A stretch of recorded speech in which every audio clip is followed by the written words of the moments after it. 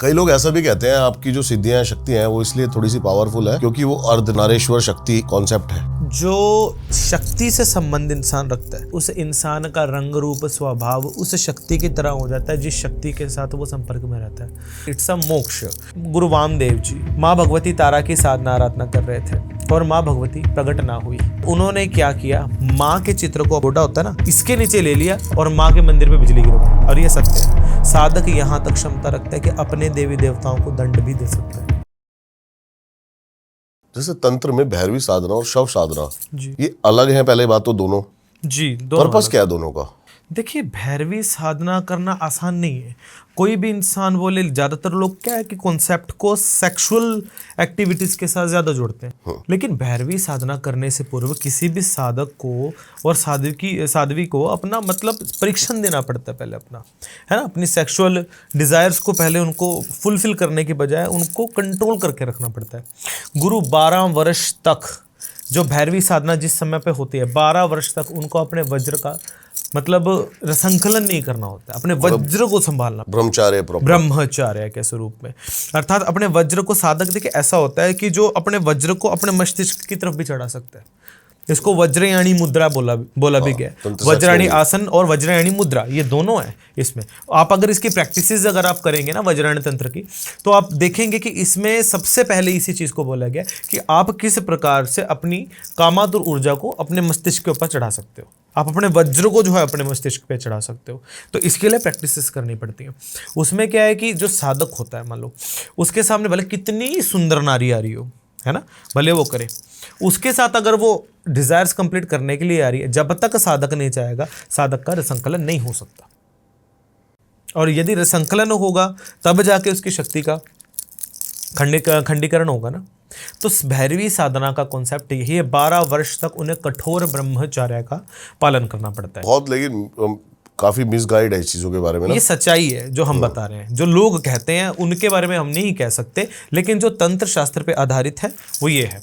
उससे पूर्व यदि किसी साधक को और साध्वी को भैरवी साधना संपूर्ण करनी है तो उससे पहले कॉल पार्टनर जो होता है वो चूज भी तो करना पड़ता है ना। वो कैसे चूज होता? वो देखिए, उसके लिए क्या होता है, पहले तो गुरु के द्वारा किसी योग्य साधक की परीक्षण किया जाता है। मान लो कि अगर हमारे संप्रदाय की अगर हम बात करें, जैसे मान लो अगर लड़की श्री विद्या की उपासक है तो लड़का काली विद्या का उपासक होगा। हमारे यहाँ 2 कुल होते हैं ना, श्री कुल और काली कुल। तो दोनों का देखते हैं, उनके गुण में लाए जाते हैं। उसके उपरांत देखा जाता है कि इनकी कितनी वज्रायणी ऊर्जा इनके अंदर समाहित है। तो मान लीजिए कि इस रूम के अंदर साधिका बैठ गई और दूर यहाँ से 10 किलोमीटर, 12 किलोमीटर, 50 किलोमीटर कहीं भी एक रूम के अंदर साधक बैठ गया, एक ही टाइम पे बैठे। माने उनकी श्वास उन्होंने कितने लिए हैं उस जप साधना के दौरान, उनकी संख्या, उनका दिल कितनी बार धड़का है उतनी संख्या, और उन्होंने कितनी बार मंत्र जाप किया उतनी संख्या उनकी एक होनी चाहिए। अगर आपस में मैच नहीं होते तो साधक साध्वी भैरवी साधना, ये भैरवी साधना है जी। लेकिन लिंग आधार पे बैठती हैं, वो बाद में है। अच्छा, ये उससे पहले का परीक्षण है। ये बाद में आधार शक्ति का स्तंभ किसके ऊपर होता है? ठीक है। अब मान लीजिए कि जिस समय पे वो लिंगाकार शक्ति के ऊपर विराजमान होती है, जिस समय भैरवी प्रेत पद्मासन में विराजमान होती है सबसे पहले तो साधक किस मुद्रा में होगा, जिस मुद्रा में हम बैठे हैं। हाँ। तो हमारा स्वरूप और साधक का स्वरूप हो गया आकार।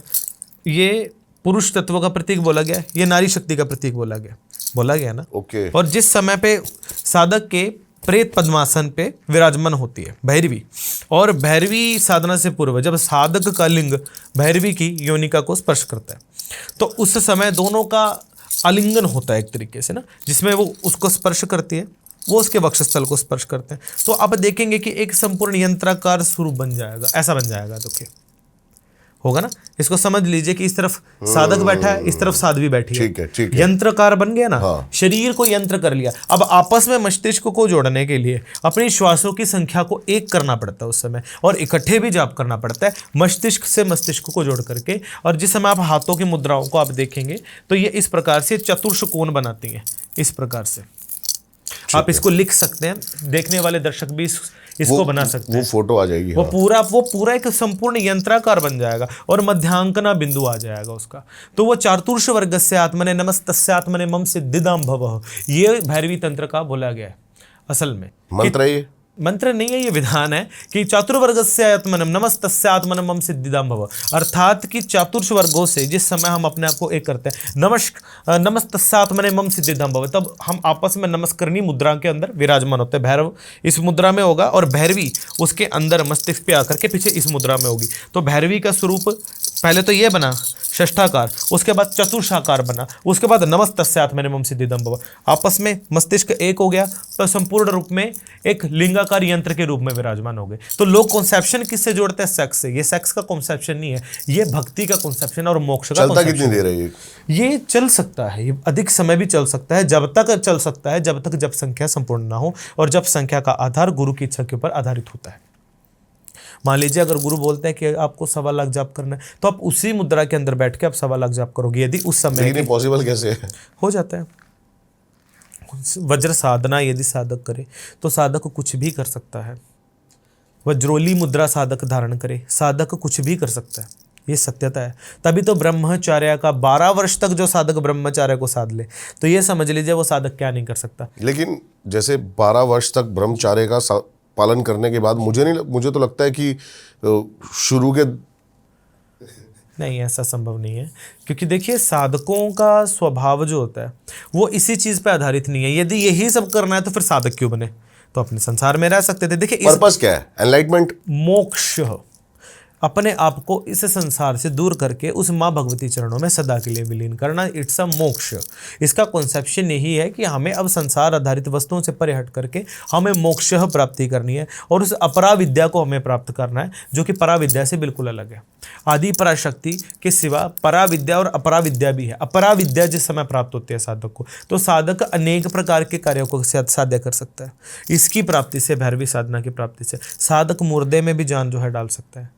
साधक किसी माटी से भोजन का निर्माण कर सकता है। साधक भूमि से जो है स्वर्ण निकाल सकता है। साधक किसी सूखे स्थान पे वर्षा करवा सकता है। आपने देखा होगा, गुरु वामदेव के ऊपर आधारित है। आप यदि तारा तंत्र शास्त्र को पढ़ेंगे या फिर वामदेव की यदि आप हिस्ट्री पढ़ेंगे ना, तो एक बार हुआ क्या कि गुरु वामदेव जी माँ भगवती तारा की साधना आराधना कर रहे थे और माँ भगवती प्रकट ना हुई, तो उनको फिर से जो है मतलब बैठ गए वो साधना करने के लिए। दूसरी बात, फिर माँ भगवती प्रकट ना हुई, तो तीसरी बार वीरासनी भाव, ये वीरासनी भाव होता है। तीसरी बार उन्होंने क्या किया, माँ के चित्र को अपने इस जगह पे गोडा होता है ना, इसके नीचे ले लिया, जाप किया और माँ के मंदिर पे बिजली गिरवा दी थी। हाँ जी, माता के मंदिर ही तोड़वा दिया था, और ये सत्य है, आप पूछ सकते हो।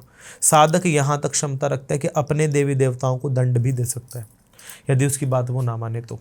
कई लोग ऐसा भी कहते हैं आपकी जो सिद्धियां शक्तियां हैं वो इसलिए थोड़ी सी पावरफुल है जी, क्योंकि वो अर्धनारेश्वर शक्ति, ऐसा कुछ कॉन्सेप्ट है। जी है इस विषय के ऊपर, क्योंकि देखिए किन्नरी योनि की साधना तो हमने भी किया है, और शिव शक्ति का जो स्वरूप है असल में कामाक्षा के अंदर आपने देखा होगा माँ भगवती का योनिका का स्वरूप है ना। और जो शक्ति से संबंध इंसान रखता है, हमने पहले भी बोला कि उस इंसान का रंग रूप स्वभाव उस शक्ति की तरह हो जाता है जिस शक्ति के साथ वो संपर्क में रहता है। तो इसलिए काली का स्वरूप हमारे साथ ज़्यादा जो है उग्र है, और 10 महाविद्याओं का कॉन्सेप्ट भी हमारे पास ज़्यादा है, क्योंकि ये शक्तियाँ स्थिर है हमारे पास शिव शक्ति की। शिव अलग है, सदाशिव अलग है, ये भी मैं कॉन्सेप्ट बता दूं आपको। क्या फर्क है? पता है, शिव वो है जो अपने पत्नी के साथ अपने परिवार के साथ कैलाश में रहता है। सदाशिव वो है जो अनंत है, जो आदि पराशक्ति का सेवक है, वो भगवान सदाशिव है। जो भगवान परम ब्रह्म परमात्मा का भी जो सेवक है वो सदाशिव है। तो सदाशिव का जो स्वरूप होता है, एक हाथ में उनके तीर होता है, एक हाथ में खप्पर होता है, देखा भी होगा, एक पाँव उठाया होता है उन्होंने, ये सदाशिव का स्वरूप है। असल में सदाशिव ये हैं।